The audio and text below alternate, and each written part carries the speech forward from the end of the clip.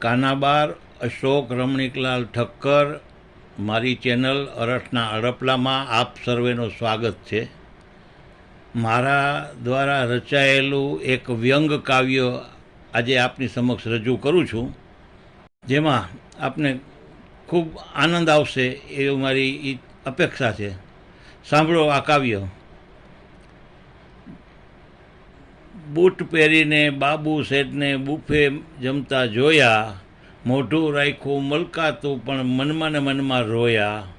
Boot પહેરીને બાબુ શેઠને buffet જમતા જોયા, અંગતની પંગત ભૂલાણી, સ્નેહીની સંગત ભૂલાણી, સ્નેહી સાથે સાંગે બેસી જમવાના સપના ખોયા.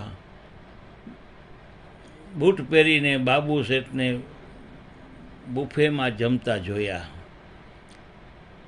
એ હરખની હેલી સાથે પીરસનારના માનપાન બધા ખોયા. બૂટ પહેરીને બાબુ શેઠને બુફેમાં જમતા જોયા, થાળી લઈ લાઈનમાં ઊભા, આવ્યું ફરસાણનું ટેબલ,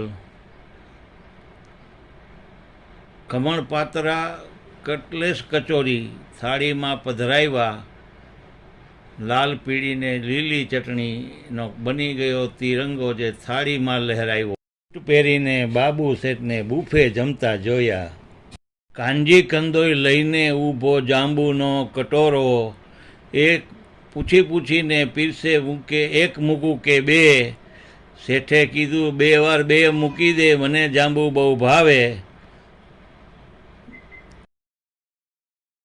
બાબુ શેઠને બુફે જમતા જોયા, લાઈનમાં આગળ જોયું તો મીઠાઈનું ટેબલ આવ્યું, ગરમા ગરમ ગાજરનો હલવો, ઠંડી અંગુર રબડી, હલ્દીરામનો સોન પાપડી ને લાઈવ કાજુનો મેસૂબ.